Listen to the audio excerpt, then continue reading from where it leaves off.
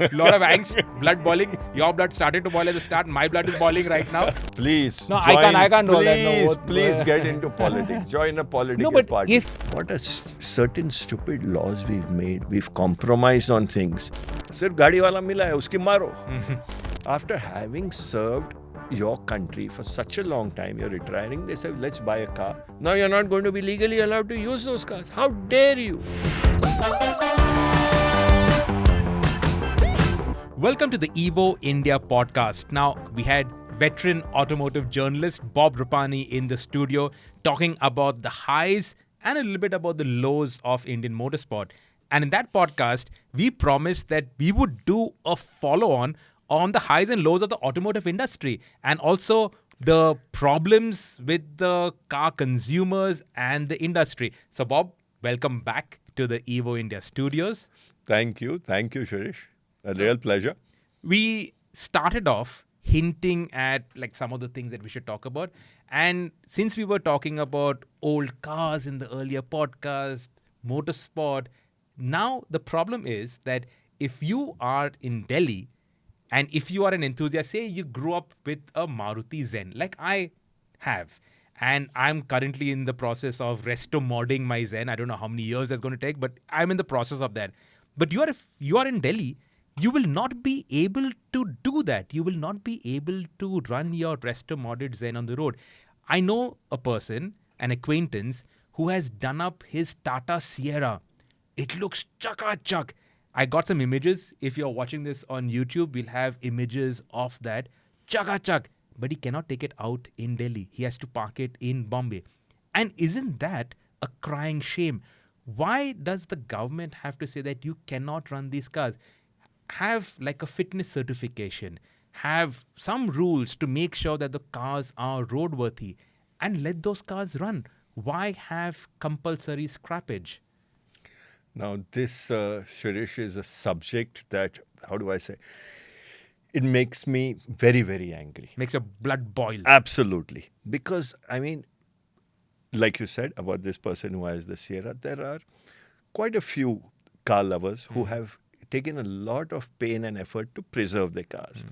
And the government premise that if a car is old, it is polluting, it is not roadworthy, and we must scrap it. And then now this step, which fortunately has been stayed by the judiciary, that now there is a rethink happening on this whole fuel supply business, and that if you take that car out and you're seen with it, a car will be confiscated, put in an impound or whatever they are going to do with it.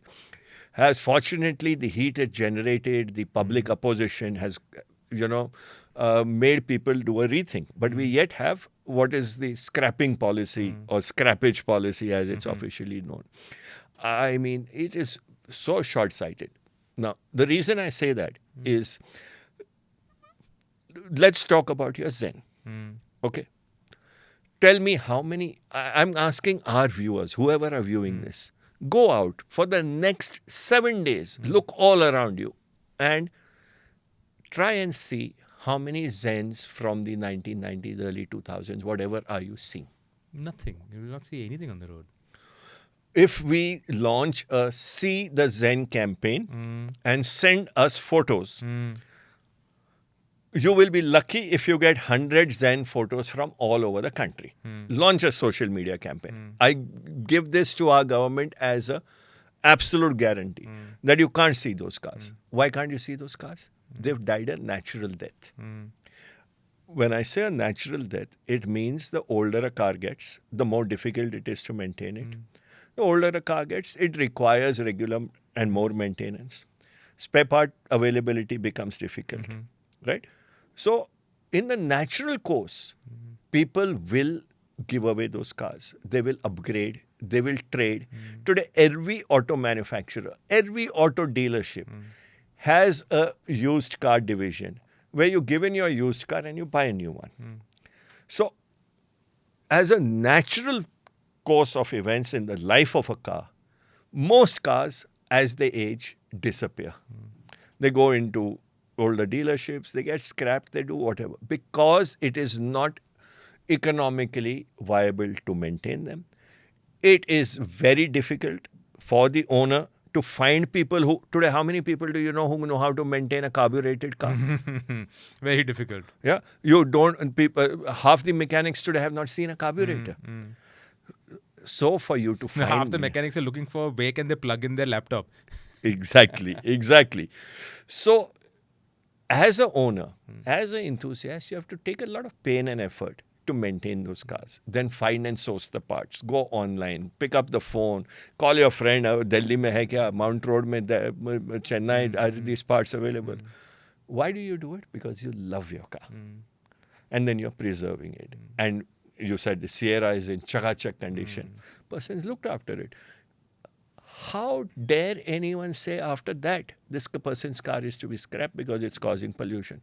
How many Sierras are there? If Tata tomorrow say, we want to showcase Sierras and we are going to give 1 lakh of rupees to every Sierra owner who is going to bring their vehicle to such an event, they will struggle to bring 100 Sierras that are roadworthy in good enough condition. True. So then, when these cars are dying a natural death, why do you have to now go and nail them? And what we are doing, which is even more unfortunate, is you bring in a law that says cars that are 50 years and older are exempt from being scrapped, which I fully appreciate. Let me tell you, I appreciate that law.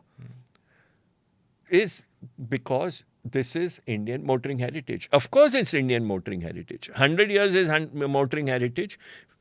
75 years is, 50 years is, even 25 and 30 years is Indian motoring. Now, what is going to happen if this law of scrapping everything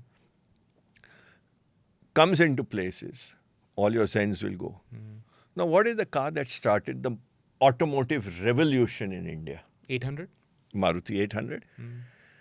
1983 end, the first ones were launched. 84 they came in. That's right. It is Indian motoring heritage. It's history. This is the car that changed the course of the automotive industry in India.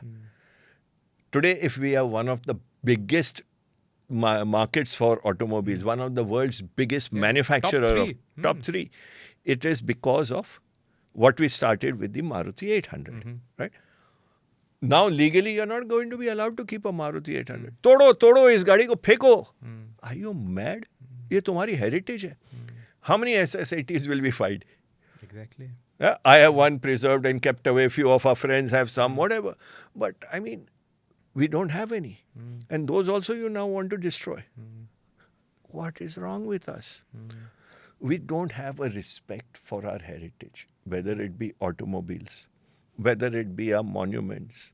You go to Ajanta Ellora caves, the best frescoes in the world, the best sculptures, and you'll have this guy write, I love Monu, I love this. I mean, this is that same culture.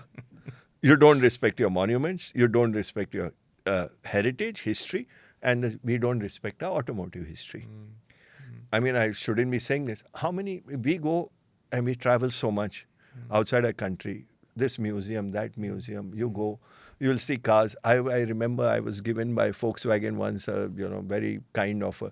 Would you like to drive a classic car rally? Can we give you a car from a museum? And I said yes. And they sent me a list. And when I looked at it, 300 miles, 500 miles. And I got a 500-mile Volkswagen 1971 Sirocco to drive in a rally. And I asked them and they said, no, we preserve them in cases. We pack them away. How many Indian manufacturers have done that? And that is my pet peeve. I tell the guys at Tata Motors that you got your cars, your trucks, that is Indian automotive history. In the factory in Pune, there is space. It's not like you do not have the space. And Pune has become big enough, right? At the factory, you can have a visitor center where you have maybe like a 3-story building where you have all the cars, all the trucks, everything that Tata Motors has made.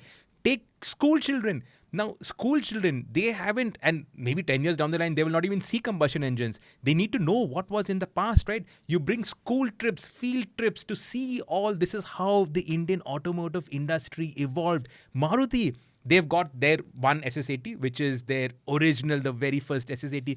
But that too they reacquired recently. After some people like me pushing them and saying you need to. But Maruti, they should have all their versions that they made, on display. I, in fact, offered them my Zen before. I thought, no, forget it, I'll do it myself. But I said, you want, take my Zen. and keep it so that eventually when you do a museum, you have all those cars. Those are milestones of India's automotive journey. If you don't know your past, how will you lead yourself into the future? Milestones of the Indian automotive journey. Today, you can't find a 1 liter Maruti Gypsy. There are no 1 liter Maruti Gypsies left. The car that started, every forest department used it. Every wildlife safari, every Indian rallyist through the 80s has driven the 1 liter until the 1.3 came. Where are those cars? I have been looking to buy a 1 liter Maruti Gypsy for the longest time. I can't find it. Which are there, few of them, engines have been removed, replaced with 1.3. Someone's put a fuel injection, the new one has done this and that. There are no cars. We don't respect our history and heritage. These milestones, like you said, Tata Motors, every single, or where does Mahindra have a museum? Yes. We don't. If we also don't value it, the government, of course, gives. Yeah. And I don't want to use the words, you'll get my this. Yeah. I mean, isko scrap karo. I give you another example. While this whole scrappage policy was being discussed and debated on national news and all that, some places I was asked for an opinion, which I voiced very openly. I started getting approached by a lot of Indian armed forces retired personnel. And I realized something, which I hadn't until then, is that one of the last things an Indian armed force officer does before he retires is go to the canteen. After having served your country for such a long time, you're retiring, they say, let's buy a car for our retirement. So you go to your canteen, you get the concession, which you well deserve, and you buy a car. Now what does that person do? During the course of his duty, he is selected some place or the other or goes to his hometown and stays. What is the use of that vehicle? To go to the officer's mess, to go to the market once or twice a week, and that's it. So a lot of these retired officers have cars that have done 5,000, 7,000, 10,000 kilometers. And since they are, from the Indian Armed Forces, very highly disciplined people, maintain the cars as per the service schedule, do more than the service schedule demands. Cars are absolutely spick and span. And none mileage. And I have bought these cars with the idea that this will be the last car in my life. Now you're not going to be legally allowed to use those cars. How dare you? Fuel nahi denge. Arre kyun nahi doge yaar? This is in a way against my rights of property. I am allowed to defend my property. This is my property. I bought it from hard-earned money. If I am maintaining it, if I am looking after it, and if I'm paying road tax, yes, I say make a logical policy. You can say, all right, we want to do away with old cars that are polluting. Fine. Where is the maximum pollution happening in old cars? Commercial vehicles. No one has attachment to commercial vehicles. Drivers come and drive them. Yeah? Fleet operators own them. Transport departments own them. Scrap those first. Start there. Replace those vehicles. Start with government department vehicles. Yeah? You're getting those cars out of our taxpayers' money. उस गाड़ी को destroy करो. पहले उन सबको हटाओ. उन सबको रिप्लेस करो. बाकी बचे कितने? Only the enthusiast has cars. Very few. I will say, all right, in the interest of bringing some parity of law, having some equality, tell the person, you can use your vehicle for no more than 100 days a month. All right? How do you, this thing, you have FASTags, you have all these readers, you have whatever. Give a guy this thing and say, pay 2,000 rupees a year, buy this card, those 100 days in a month, when you go out or whatever, this card has to be swiped or it will get swiped at a traffic light or something. We can come up with a system. It could be a GPS-based system, something up there in the cloud is looking and saying the moment this car emerges from it, this thing one day gets minus from it. Minus ho gaya ek din. Allow the person to use that car with respect in those 100 days, 150 days. Basic norms of roadworthiness, fitness. Now we have this whole talk of we will have to get a fitness certificate. It will be automated fitness. We don't know what it is. There are no norms in place. It's been talked about since I think 2022. yes. Cars are going to be scrapped. They're going to be done scrapping in this way. Again, we don't have full clarity. What is being recycled? Where is it going? I have my doubts whether when we have that whole thing, the way we work as a country, everyone wants copper from the wires and you will burn rubber on the road and you will do this. Do those systems practically exist? No, but it's very easy to say, 10 साल हो गया, 15 साल हो गया, इस गाड़ी को बंद करो. I mean, it's unfair. One, like we've said, you're destroying the heritage of our, automotive history. Two, in particular, you're destroying the Indian heritage part of it. Because the Maruti 800 is pure Indian. Premier Padmini is Indian. Ambassadors, Indian. All these cars, Contessa, Premier Fiat 118 NE, all these cars legally will not be allowed to be on Indian roads. These are all our Indian heritage cars, yeah? You want to destroy the Maruti Omnis that came out, the Maruti Gypsy, the first ones that came out. I mean, every prime minister of this country who's gone on a tiger safari has been in this thing. Yeah. Every 26th January, Republic Day salute the president has been giving to all this thing is all in gypsies coming down Rajpath and all that. I mean, all these cars you want to scrap? For what? It doesn't make practical sense. And particularly when we have so many other sources of pollution, big sources, construction dust, burning of garbage, burning of, the stubble of the crop. I mean, you have that. Generators. We don't talk about this. Cars today have to be BS6. Now we are talking, we will go BS7, we will go BS, wherever we'll go. Which generator in this country has ever been examined for pollution norms? Go tell me which wedding you go to, which government function you go to where the 10 generators are not running behind. Those generators are polluting and running continuously. They're running on diesel. A fuel that the government few years said ban ho jayega. Yeah. I mean, talk sense. Sirf gaadi wala mila hai, uski maro. And that brings me to my second topic, which is the lack of consistency in government policies for the automotive industry and how this prevents long-term planning, how this affects the investments. Now, what do you invest in? Do you invest everything into EVs? Like a lot of our Indian, like Tata Motors and Mahindra, they invested everything in EVs. Now they realize that not everybody is buying EVs. So you have to reinvest in combustion vehicles. You have to reinvest in hybrids because now the government is toying with the idea of GST subsidies for hybrids. So that consistency, and where is the ease of business? Our present government, one of the things it promised when it was coming to power was this ease of doing business.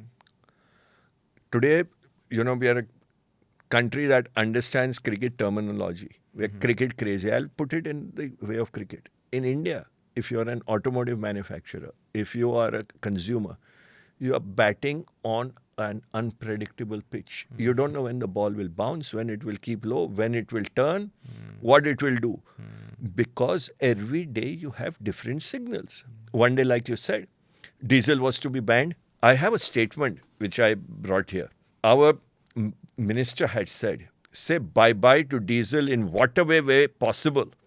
Otherwise, the tax will increase so much, it will be difficult to sell. Yeah, this was when this whole talk of banning diesel vehicles was going on. So, most manufacturers, including Maruti, quickly moved to only big petrol. Has diesel been banned? No. Are we practical when we say this? If you ban diesel, what will happen to the Indian Armed Forces tanks? What will happen to our ships? What will happen to our submarines? Everything, all heavy transport is running only on diesel. Ban kar do. One day you threaten that, you go back on it. I mean, this inconsistency. And today, when you are going to put up a manufacturing plant, you're going to generate a lot of employment. One plant leads to it's like a big umbrella that you have. Mothership, ancillaries, ancillary industries, so much of revenue generation, so much of employment. It's all interconnected, right? Right down from the packer, guy who packs your spare part and moves it. Down to the fact that you'll have more chai tapris. Absolutely. Absolutely. So there is a whole ecosystem that is working on that. Now, every few months, every few years, you keep shaking that. No, I'm going to do this. Yeah, I thought we have left the monarchy behind. Yeah, there is a planning that goes into it. There is a debate that you are supposed to have. Then you are supposed to make the decision in the best interest of the country and everyone else. But every few years, you keep changing the goalposts. No, we will do this, we will do that. Some of the regulations that you've heard of, I mean, they're impractical to enforce in our countries. You want to be, how do I say, more advanced than the advanced nations. You don't hear of them scrapping their cars. You go and drive anywhere in Europe. You go and drive in most parts of the developed world. You'll see people coming to out on a Sunday in cars made in 1920s and doing it happily and crowds clapping and all that. Yeah, you want to destroy it. At the same time, you are wanting to introduce. Now, for example, it's stupid. In Bombay, every wood-fired bakery has been asked to close down. Yeah. How many wood-fired bakeries are there? Some 150 of them. All those poor guys are pleading. 150 of those bakeries you are after to saying, no, you're burning wood fires. But I can go out and burn as much garbage as you want. The BMCs are doing it. All the municipalities are doing it. Usko jalao. No, it doesn't. But to bake bread, shut it down. We are a very eco-conscious country. We are environment-friendly country. You are making pav with the wood, ban karo isko. I mean, this is eyewash. We are wanting to not address the real problems. Like we said, gensets. Yeah, construction does. Construction, it's money for everyone. Right from the cement lobby to the builder's nexus with the bureaucrat, with the politician. So today you can't see an open plot of land anywhere. Do it.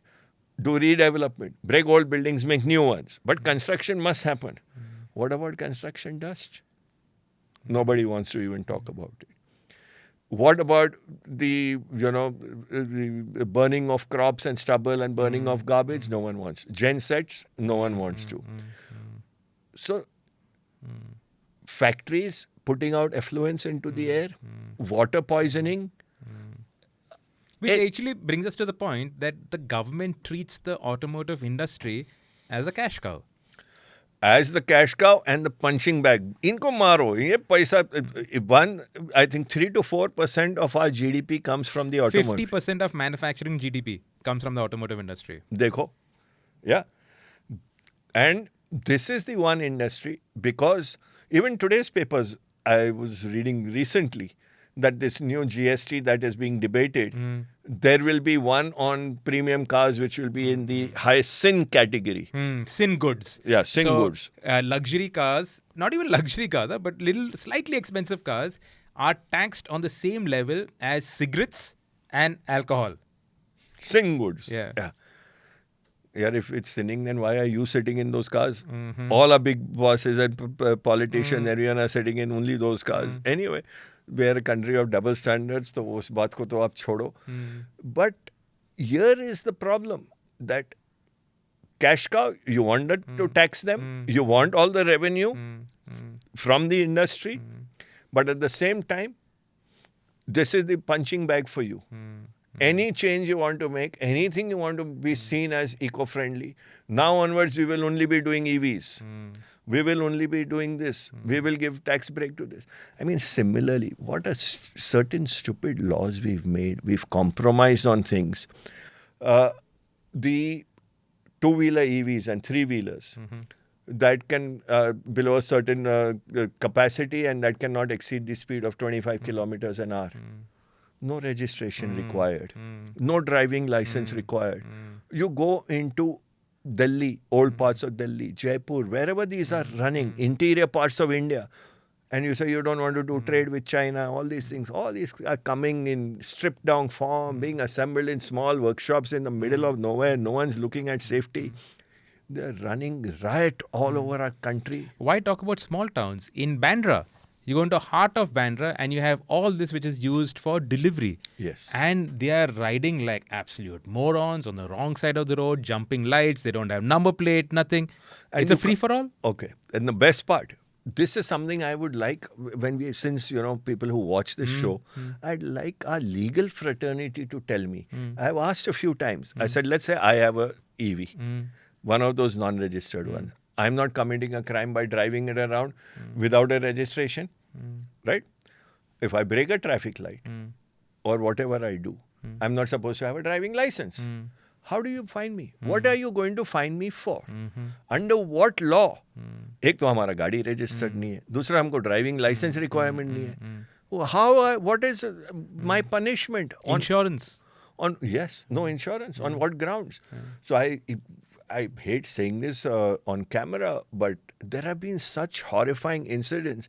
There was one incident I read about in Delhi, where it seems on this rickshaw there was this lady holding a baby in her arms, and the rickshaw driver, who had never taken a negotiated a tight turn, and he was, what they call badli driver, the guy who used to drive that rickshaw every day, hadn't come, so someone else had been sent out, and he had never taken a tight turn. He took such a tight turn that baby went flying out of the woman's arms, and it landed. I don't even want to tell you, in a frying pan. Yeah. And that's where we also have to talk about the government policies towards the accident rate. We have a horrifying accident rate in the country. It's not reducing. It's only getting worse and worse. And yet, there isn't like a national movement to sort this out. Starting with the basics. Now, if you look up at every traffic signal, you have cameras. India, I think after China, we've got the most number of cameras all over. All it needs is to network all those cameras. You jump a light, you get an automatic challan at home. It's not being done. You see this rampant in Pune, for instance. You have people riding bikes, triple seat, with the rider on the phone without a helmet. 3 rules being broken at once if he's not riding on the wrong side of the road, which invariably they are also doing. Why can it not be addressed? Today, in front of the cops, you have bikes jumping the lights. Why? Because people are not scared of the cops anymore. When I was growing up, we used to be terrified of the cops. I'm not saying that we were all dhoot ka dhula hua, but if we knew a cop was at Vada College Junction, we would not go there. Because you knew you would get jammed by the cops over there. Sometimes, like my friends have been caught by the cops and that cop has called their parents. So imagine the kid would have got bajawed at home, right? But now nothing is being done about it. We have low-hanging fruit that can be addressed right in the beginning. Helmets. No, we are behaving like a third world African sub-Saharan nation when we do not enforce mandatory helmets on a road. In Pune, it's not being enforced. What are we saying about ourselves? What are the politicians saying about themselves? The police, what are they saying about themselves when you cannot even enforce mandatory helmets on two-wheelers? We all know helmet saves lives. That is not a subject open to debate. Yet, we are not looking at it. We had Cyrus Mystery. Unfortunately, he passed away in that car accident. There was a lot of hue and cry for the first couple of months around it. After that, what happened? Nothing. It's again back to business as usual. You look at the highways. You have these great highways and suddenly you have either a jump in the road, you have a random turn off. It's not scientifically designed. And who needs to take responsibility for that? The person who's signing off the file, right? Sirish, this is a subject that completely breaks my heart. It disillusions me. It's something I have been speaking about for the longest time. I'll give you an example. I don't know if you are aware how many people we've lost in all the wars and conflicts we fought. So I sat one day and, tried to do a little research, and I found out that in all our conflicts, including the wars we've had, 47, 62, 65, 71, Kargil, all right? All the insurgencies we've had, all the Naxalite activities we've had, totally, the number of civilian deaths and the number of armed forces deaths are in the region of 125,000. We lose over 175,000 in road fatalities every year, and this is the government official figure. Unofficially, you can add another 1.5 lakh to it easily. All right. So this is the volume and number of people we are losing. The only one person, and yeah, Mr. Trump wants a Nobel Prize, but the one person I would recommend for a Nobel Prize for being the sole Indian politician that I have heard talking about this is Mr. Nitin Gadkari. He's the only politician who has continuously been saying we need to do something about road safety, we need to reduce the number of deaths. He's promised every time they've come to power, he said in next 5 years I'll make it half. Next 5 years I'll make it half. To his credit, he's admitted, and he's admitted in Parliament that this is one area I am failing. I am unable to do anything. The death rate is going up. So here's one Indian politician, the only Indian politician that I know of or I have seen who talks about road safety. No one else talks about road safety. No, it's if you look at the loss in terms of talent, youth, politicians who've died in road accidents, there are huge numbers of prominent people, Cyrus Mistry you mentioned, who've died in roads. They're wastage of lives. We have so many youngsters dying in road accidents. We have families being destroyed. And we are not even here talking of injuries or people who've been disabled permanently. That number will go into another few lakhs. All right. And this is happening every day. But because it doesn't get you votes, because insisting on people to wear helmets, because penalizing someone for breaking a traffic light, penalizing someone to go the wrong way is upsetting people. One, the people who are breaking the law. Two, the law enforcer. It's upsetting because he gets a mouthful from whoever he's trying to enforce the law to. So everyone wants to keep this at arm's length. The politician says, no, this is going to make me unpopular if I'm going to. So in between, we had this whole new thing of revising the fines on, you know, for each one of the punishments, you multiplied the fine, minimum being 10,000 and all that. No states wanted to enforce it. Mr. Gadkari kept saying enforce it. Every state found a reason not to enforce the law. So one, we have laws we don't want to enforce. Two, discipline is something, I don't know why, it's a national kind of, it's in our DNA. I mean, if you go out now and walk around and see people working in construction sites, painting, doing whatever, no one's got a harness, no one's wearing a helmet.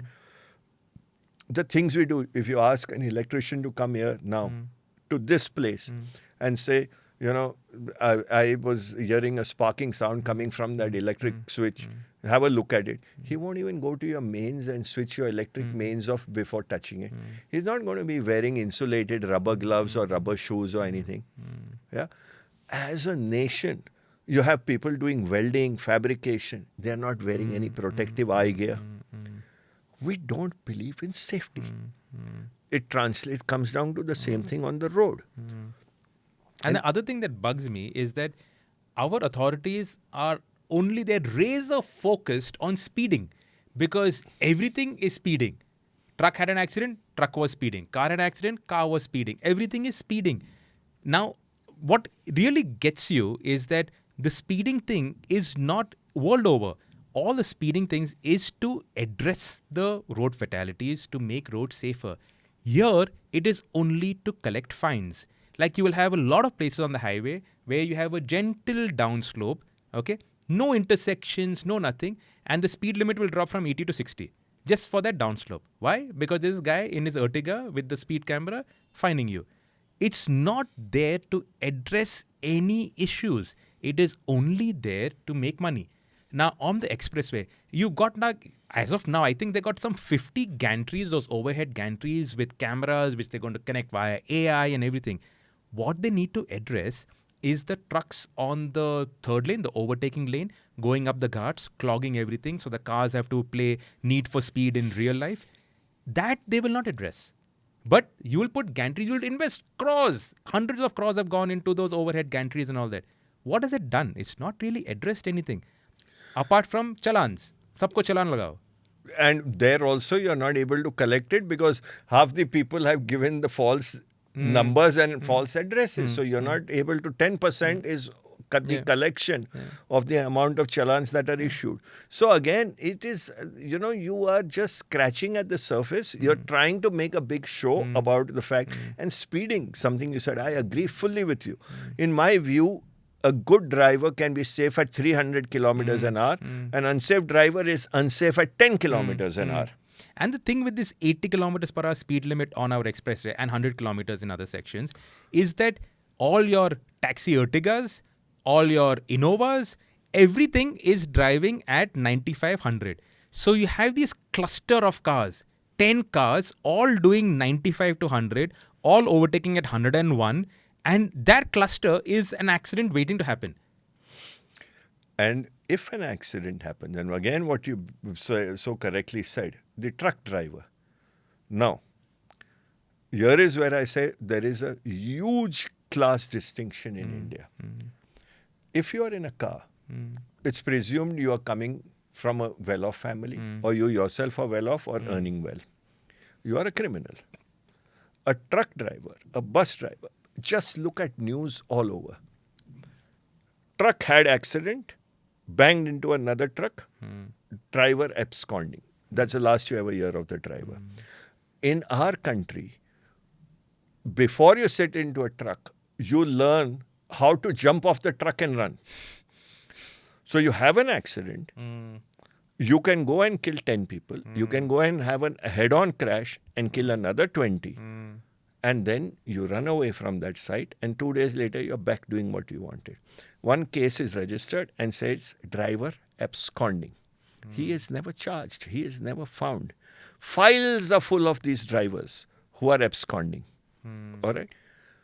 But if you are driving a car, and now if it happens to be a sports car, or like you're driving a BMW, I don't know why. All our media friends also, BMW में accident हो गया. अच्छा, BMW में हो गया. वो truck वाला, you don't know the make. Driver का नाम मालूम नहीं. License था मालूम नहीं. उसने कितना मारा? 40 लोग को मारा. किधर है? मालूम नहीं.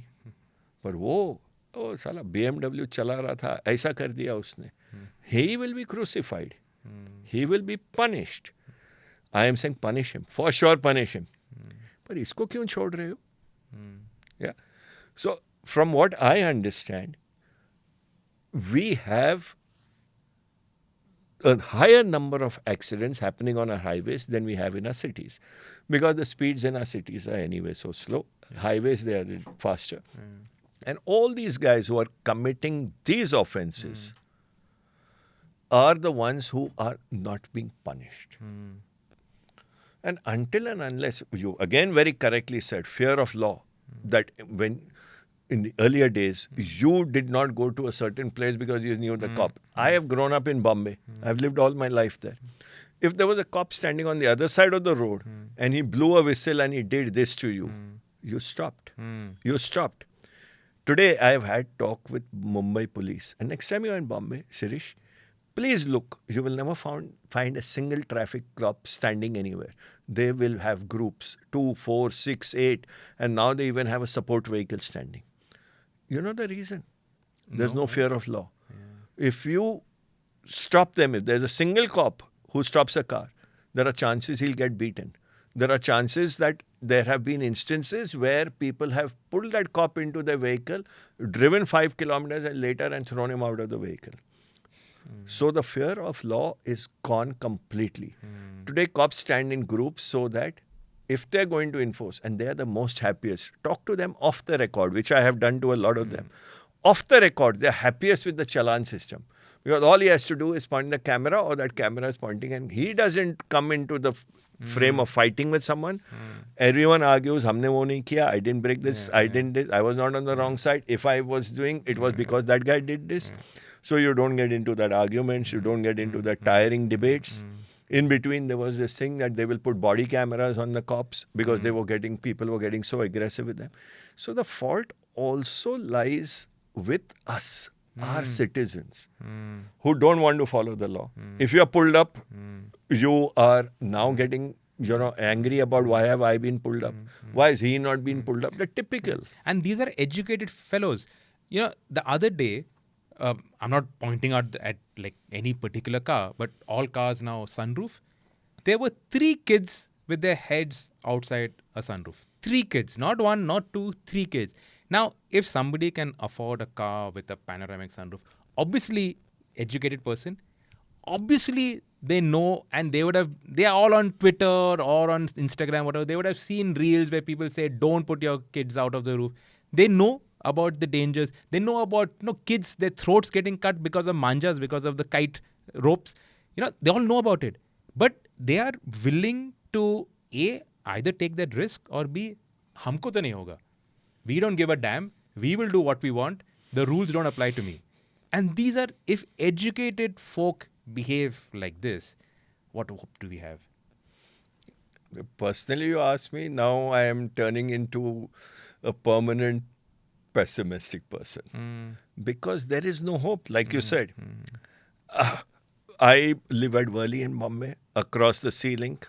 Every Sunday, I see this line of vehicles with sunroofs going and kids standing out. And now I have started seeing a new trend where they are sitting on the roof, not just standing out of the sunroof, but sitting on the roof and filming and making reels and all that. And you have the parents sitting down joyfully driving away.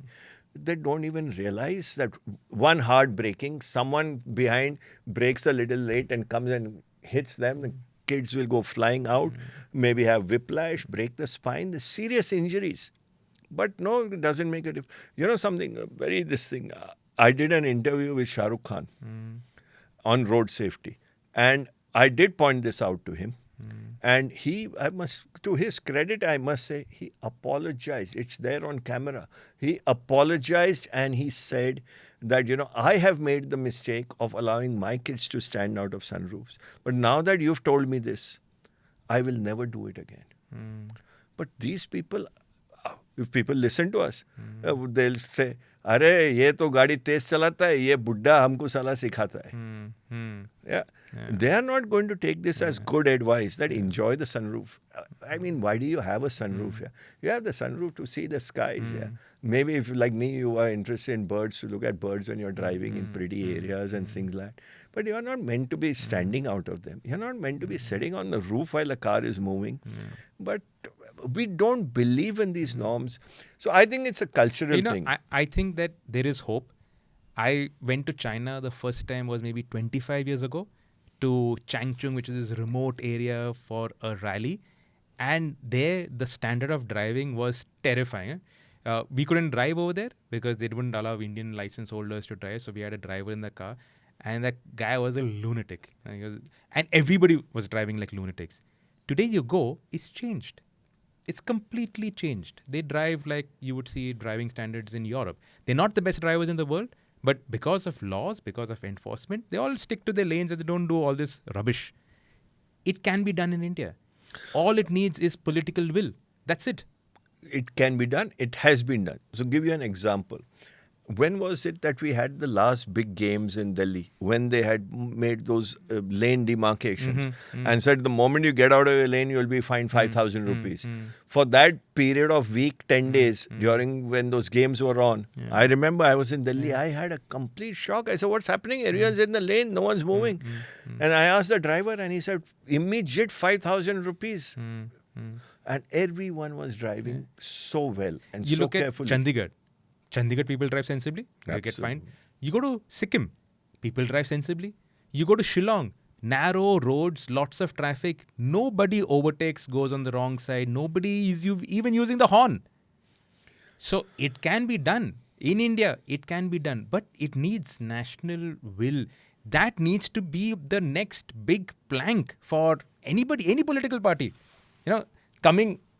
Please, no, join, I can't do that. No, please get into politics. Join a political but party. If there is a politician or if there is a political party whose main agenda is sorting out the mess on our roads, right from this whole road builder, politician, bureaucrat nexus, which gives us rubbish, absolute crap roads, to enforcement of laws, to sorting out things like helmets and lane discipline and reducing chaos on the road. It will make everybody's collective lives better. Undoubtedly, it is the need of the hour. It needs to be done.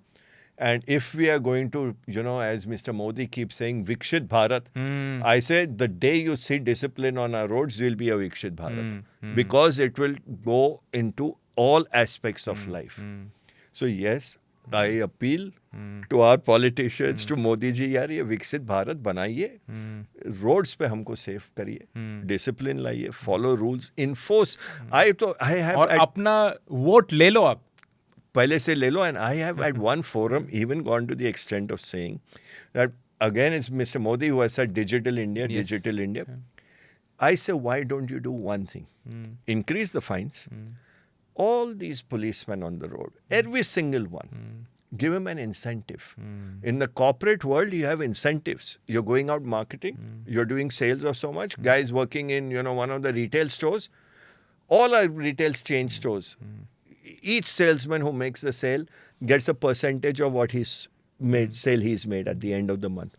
Why can't we? I was told, you're going to legalize corruption. I said, no, you're going to do away with corruption. Because today what happens is, anyone with a 500 rupee note in his pocket thinks, I'll give this to the policeman, slip it in his palm, I break the law, I'm gone. Nothing else will happen. This has to go. That policeman has to say, if I'm going to fine you 3,000 rupees, 20% of it, the moment I do that challan to you, is going into my bank account automatically. The government of India is giving it to me for doing my duty in a better way. I said, give it. Now, I say 100%. You're right. Everybody gets incentivized. Everybody works to earn a salary to better their own lives, better their children's lives, their families. Why not? Why should the police be at a 15,000 rupee salary? There's not even starting rates in the corporate world. Give it to them. And they should not need to take that 500 rupees from a person. They're like, we don't want that. Yeah, let him have the self-respect. Yes, Let them get the self-respect. Yeah. Let them, and the moment we start enforcing the law, and we have the laws, and we start fining people and make them aware that it's in their interest to stick to traffic rules, they will get home. Otherwise, you're not going to get home. The chances I think that will not change. Getting people to understand this is for their own benefit. I don't think that will change. Danda lagao na. I think the only thing will work is danda, the stick. Danda lagao, bada danda. But fine aggressively and make sure that it's, everybody knows about it. Everybody should know somebody in their close network who's got a 5,000 rupee fine, 10,000 rupee fine, like, oh shoot, this is not, I should not be doing usko paise dene ka koshish kiya, nahi liya ho. Finished. Then it'll all get sorted out. Anyway, on that note, Bob, lot of angst, blood boiling. Your blood started to boil at the start. My blood is boiling right now. But anyway, I'm an optimist. I always see that there should always be light at the end of the tunnel. I've seen examples. I've been to countries that we've traveled, right? So we've seen that, horrible driving standards to now everything's sorted. So there is always hope. It needs will. It needs determination. It needs like a solid push. And it can happen. And it is for the benefit of all of us. So I hope that happens. And Bob, thank you very much. One more thing, may I say? Please, by all means. Because you said about blood boiling. And there is another subject that's beginning to make my blood boil. And which I hope we'll touch upon some other day. And which is the drop in standards of reviewing automobiles and motorcycles in our country. Yeah, I mean, the stuff I see today, yes, of course, I laugh. I mean, we have jokers now reviewing cars and thousands of them. But Bob, there'll be like a target pointed at you when you step into a next press conference or a media drive. Because, our breed of journalists who've gone through the grind, the road testing grind, who had to wait for years before we could drive our first Maruti and do a road test, who had to do 20 pages on a WagonR or a TVS moped, and you had to really dive into the nitty-gritties. I remember when I was starting off, I had to put on 1,000 kilometers on these 100cc motorcycles so that it's running before handing over the bike to Aspi to road test it and get the performance figures. We went through the grind. And our breed has shrunk. I don't think, how many would you say? I would say then 18, 20 of them. Yep. Maximum 2 dozen. Yep. All India. Yeah. And now you go to a press conference, there are 100 people, 200 people. I was told recently by an OEM. It just occurred to me. I said, how many videos do you get on any of your new product launches? Yeah. And they said, we have software that monitors it. And anywhere between 1,500 to 2,000 videos come out on each one.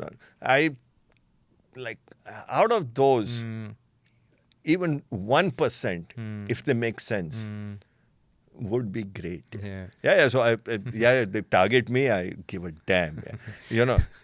So, next topic of our conversation with Bob Rupani will be on standards, automotive falling standards of automotive reviewers. That's going to be interesting. I can't wait to do that, Bob. Maybe a couple of weeks later, we'll get down to that. And thank you very much for being part of the Evo India podcast. Always a pleasure talking to you. You always learn so much more when you very kind chat. of And you. obviously, your brain also starts to work much better. I hope you guys enjoyed listening to and watching this episode of the Evo India podcast. Should we do a podcast on falling standards of automotive reviewing, testing, journalism? What else do you want us to talk about? Or in that automotive journalism reviewing standards, what should we be focusing on? Let us know in the comments and we'll see you next week. Thank you once again.